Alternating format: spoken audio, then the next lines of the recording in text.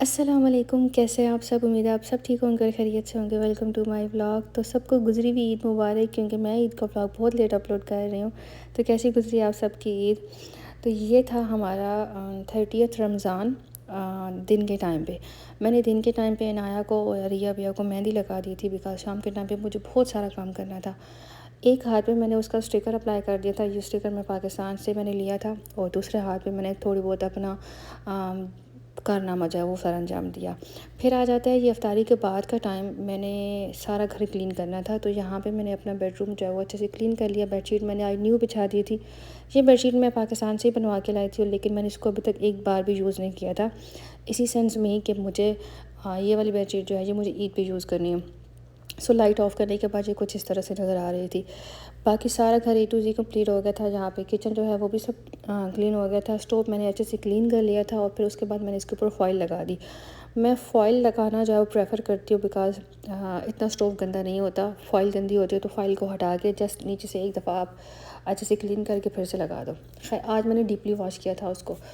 उसके बाद यहाँ पे मैंने पानी ले लिया। पानी के अंदर मैंने कलरफुल जो है वो सेवइयाँ ले ली। ये मैं पाकिस्तान से ही लेकर आई हुई थी, यहाँ से तो ये नहीं मिलती।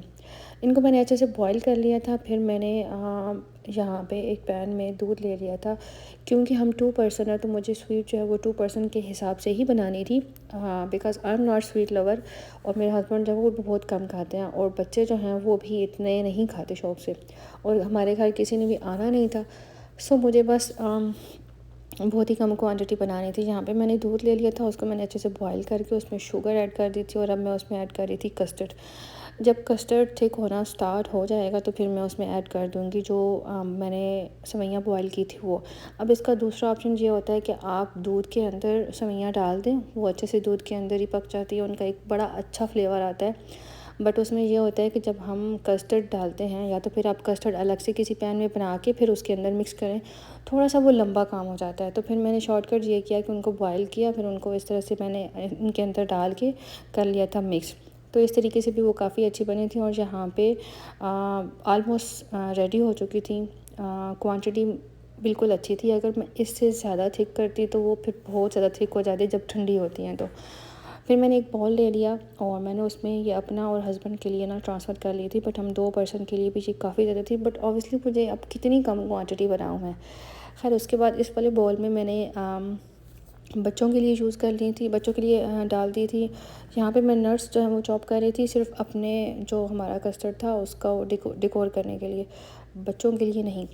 उनका बिल्कुल सिंपल था। यहाँ पे हस्बैंड चाँद रात को बाहर गए हुए थे इनाया के साथ, और वो हम सब के लिए ये ईद मुबारक वाले बैलून्स लेकर आए थे, साथ में मेरे लिए ये बुके लेकर आए थे। तो क्योंकि जितनी देर वो बाहर लगा के आए थे उतनी देर में मैंने सारा घर भी क्लीन कर लिया था, और मैंने स्वीप भी बना ली थी, मैंने शावर भी ले लिया था। और अब मेरे पास ये एक पॉट था जो कि मैं इसी सेंस में लेकर आई थी कि मैं फ्रेश फ्लावर जो है इसमें कभी कभी रखा करूँगी मंगवा के।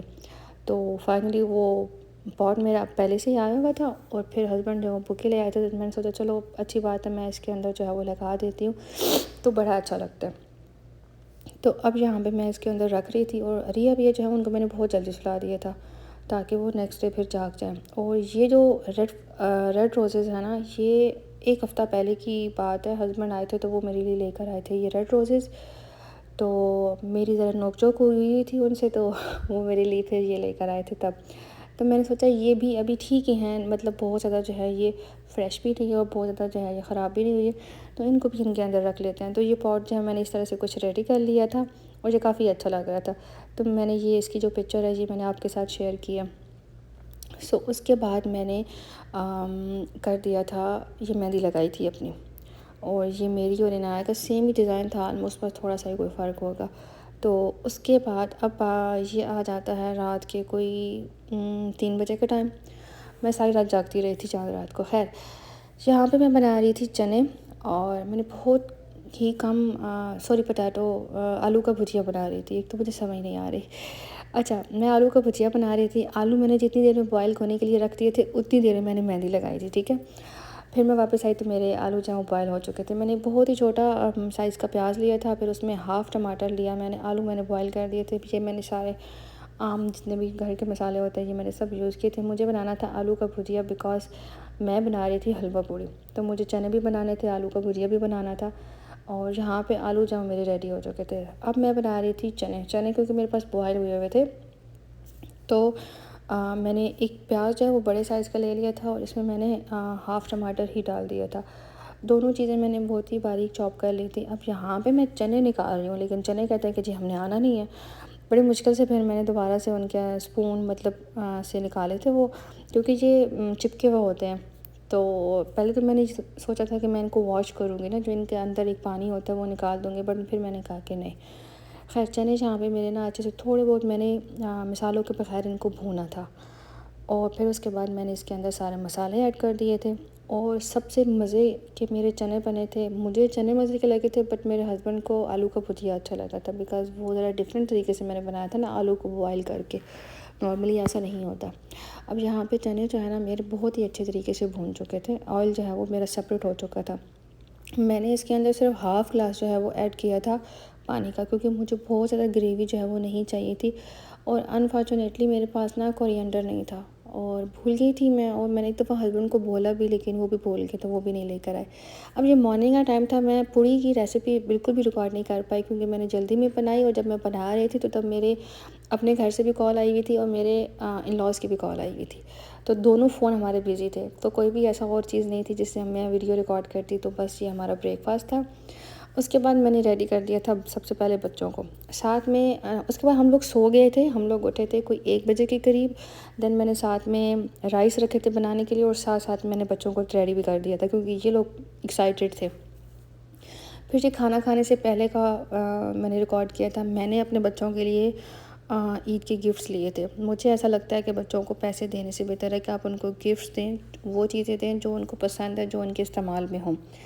इनाया को अच्छे अच्छे कप्स और ग्लास का बहुत शौक़ है, वाटर ग्लास, जूस गिलास, इनका बहुत शौक़ है। सो मैंने उसको एक ये रैबिट वाला कप दिया था। अच्छा देन क्योंकि मुझे लगता है कि अगर आप बच्चों को ईदी देते हैं, या कोई भी फैमिली में ननिहाल ददियाल ईदी देते हैं, तो वो बच्चों की ईदी पेरेंट्स के पास आती है, तो बच्चों के पास तो कुछ भी नहीं जाता। तो ये थोड़ा सा अनफेयर हो जाता है, तो आप बच्चों को गिफ्ट दें। तो मैंने फिर इस दफ़ा उनको कैश नहीं दिया था, मैंने उनको गिफ्ट दिए थे।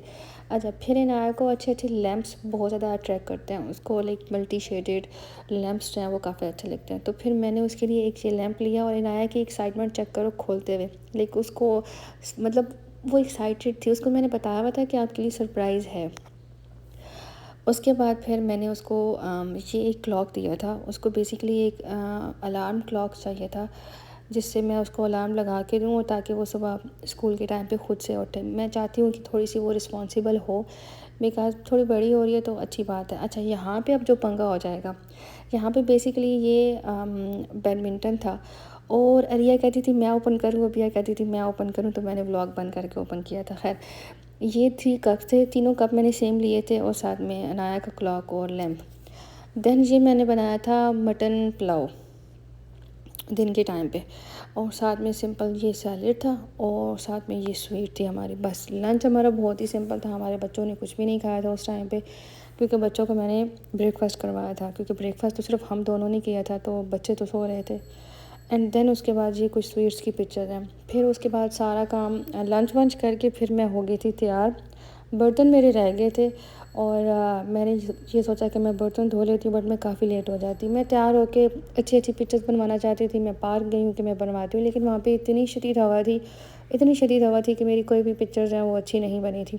और उसकी वजह से मेरा मूड इतना ख़राब हुआ कि मैं घर आई, मैंने घर आके कपड़े वपड़े चेंज किए, मेकअप रिमूव करके मैं बर्तन धोने लगी। एंड दैट्स इट, हमारी ईद का पहला दिन ऐसा ही था।